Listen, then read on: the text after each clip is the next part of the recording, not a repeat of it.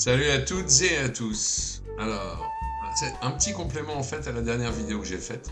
C'est un peu courte et très honnêtement, quand on les fait trop courtes, on oublie toujours quelque chose. Non, c'est une petite anecdote que je voulais vous raconter et qui peut vous être utile en vous montrant comment malheureusement en Thaïlande il faut se méfier un peu, parfois prendre des précautions parce que vous n'êtes pas à l'abri de tentatives d'arnaque euh, permanentes. Alors, c'est pas des grosses arnaques, c'est des petits trucs. C'est vrai que c'est fait de la part de gens des tailles qui ont désespérément besoin d'argent et qui essayent d'améliorer leur niveau de vie. Mais quand même, voilà, je dirais que nous, avec marqué sur le front euro ou dollar pour certains, ben, on en est un peu victime, quoi. Donc voilà. Qu'est-ce qu'il faut faire? Je sais pas. Est-ce que le mieux c'est de rien dire? Il y a un truc qui est sûr en tout cas. Je vais vous expliquer de quoi il s'agit. Le truc qui est sûr, c'est qu'en fait, quand vous avez un conflit avec un taille aussi petit soit-il, que vous sentez une arnaque se profiler à l'horizon, comment dire, faut pas mettre ça sur la table de manière brutale, parce que les tailles détestent ça, ils détestent se sentir coupables, donc, euh, donc en fait, en parler frontalement, c'est la meilleure façon de compliquer la situation. Voilà, donc je vous explique de quoi il s'agit. Comme d'habitude, j'ai loué une voiture. Là, je vais les citer. Chez Europcar, à l'aéroport de Phuket. Alors bon, c'est Europcar Thaïlande. C'est-à-dire que les règles et les façons de faire peuvent être légèrement différentes des Europcars qu'on connaît chez nous, enfin en Europe. Voilà. Alors, j'ai donc récupéré cette voiture qui marchait très bien.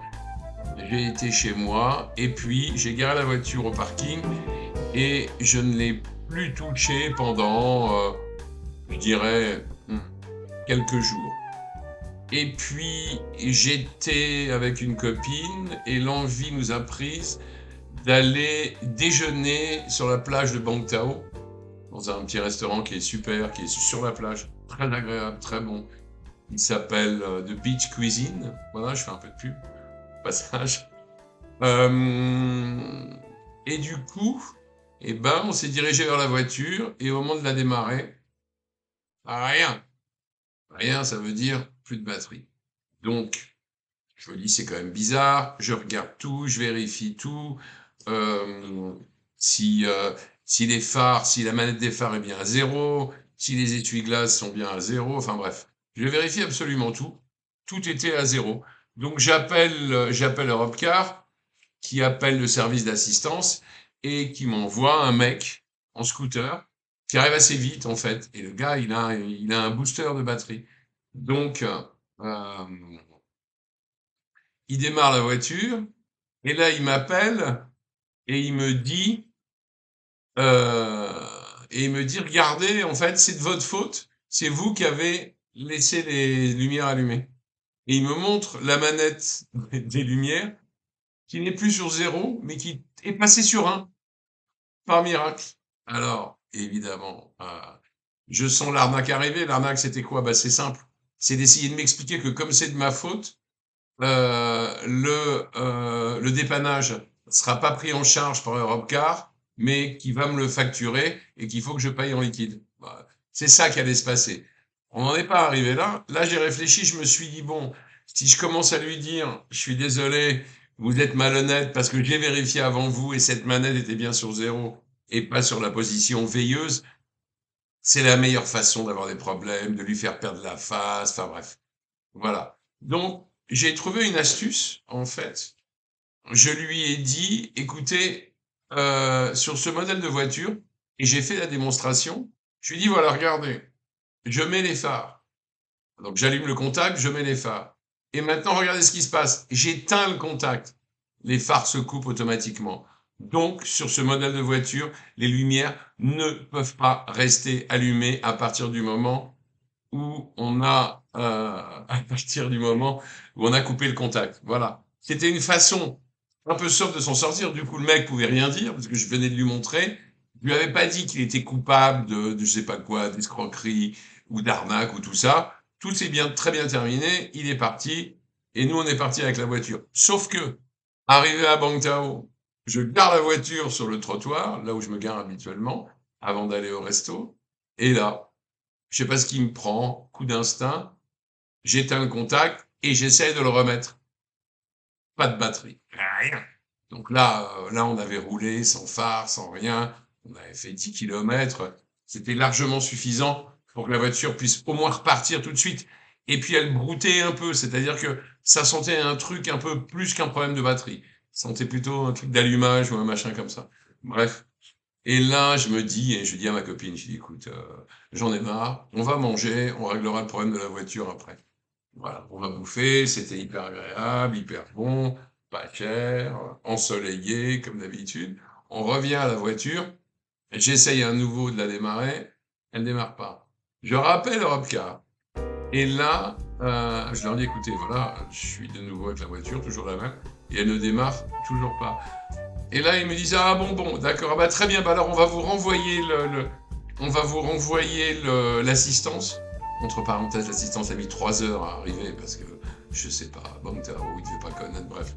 Mais bon, mais le plus rigolo, c'est que ils m'ont dit, bon, alors écoutez, il vient, il démarre la voiture et est-ce que ça vous embêterait pas de nous ramener la voiture à l'aéroport pour qu'on puisse vous la changer et vous en donner une nouvelle?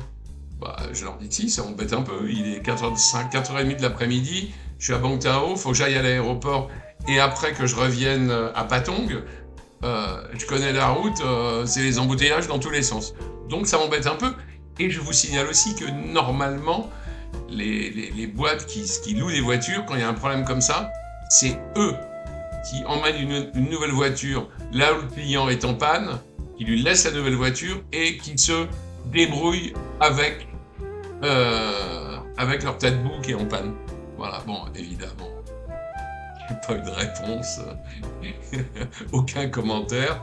Donc voilà, donc je me suis traîné à l'aéroport, on a mis 1 heure, je crois. Là, ils nous ont changé la bagnole, et voilà, et on est reparti. Bon. Non, mais cette petite anecdote, juste pour vous rappeler que c'est pas super malsain, hein, c'est pas très grave, mais des petites tentatives de mini-arnaque, c'est tout le temps. C'est tout. Alors, c'est vis-à-vis de nous, parce qu'évidemment, on arrive là avec notre portefeuille plein de battes, donc bah voilà, c'est tentant. Mais ils essayent souvent, et les locations de voitures, c'est vraiment, ça arrive souvent. De la même manière que quand vous prenez la voiture, faites vraiment le tour de manière consciencieuse. Faites des photos vous-même sur votre téléphone, vérifiez que toutes les bosses, les machins sont bien indiqués. Et si par hasard, même plus tard, vous vous rendez compte qu'il y a un truc qui n'a pas été marqué, faites immédiatement une photo, ça datera la photo et envoyez-le par mail à l'agence où vous avez loué la voiture, quoi. Voilà, bah voilà, c'était mon anecdote. J'espère que ça vous a plu. Bon, allez. Comme d'hab, les consignes, on like, on commente, et on s'abonne si ce n'est déjà fait. Merci beaucoup, à très bientôt, à très vite. Bye bye.